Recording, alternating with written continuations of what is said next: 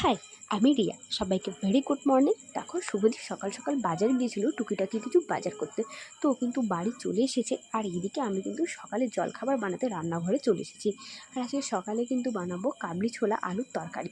সেই মতো কিন্তু তরকারিটাকে ভালো কষিয়ে রসিয়ে কিন্তু রান্না করেছি। আর এই দেখো আজকে আমাদের সকালের জলখাবার ব্রেড, আলুর তরকারি, মানে ছোলা আলুর তরকারি। আর জানো তো খাস্তা গজা কিনেছিলাম, সেটাও সাথে নিয়েছিলাম। আজকে তরকারিটায় না বেশি মশলাপাতি দিইনি, তারপরও তরকারিটা সত্যি বলছি খুব টেস্ট হয়েছে। মানে নিজের প্রশংসা করে ফেলছি বলো। যাই হোক, তো তরকারি খাওয়া দাওয়ার পর, টিফিন খাওয়া দাওয়ার পর কিন্তু চলে এসেছিলাম রান্নাঘরে। দুপুরে রান্না তো করতে হবে, তাই না? তো আজকে কিন্তু হবে মাছের ঝোল। আর কী হবে তোমাদের সঙ্গে অবশ্যই শেয়ার করবো। আর দেখো তো এটা কী শাক, তোমরা চিনতে পারো কি না? চিনতে পারলে কমেন্ট করে জানিও। আর রান্নাঘরে তো ভীষণ গরম, তোমাদের সঙ্গে শেয়ার করেইছি। আর যা গরমটা পড়েছে কী বলবো বলো। তো চলো আগে তাড়াতাড়ি স্নানটা সেরে নিই। স্নান সেরে এসে দেখি দুপুরবেলা ঝমঝমিয়ে কিন্তু বৃষ্টি চলে এসছে। আর এরকম দুপুরবেলা গরমের মধ্যে বৃষ্টি হলে কাই না ভালো লাগে। সেই জন্য কিন্তু আমিও একটু বৃষ্টি উপভোগ করে নিলাম।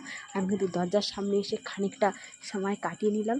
এবং এইরকম গরমে প্যাচপ্যাচানি গরমে বৃষ্টি তো খুবই ভালো লাগে। তো চলো খাওয়া দাওয়া করে নিই, আর তোমাদের সঙ্গে শেয়ার করবো যে কী রান্না করেছিলাম।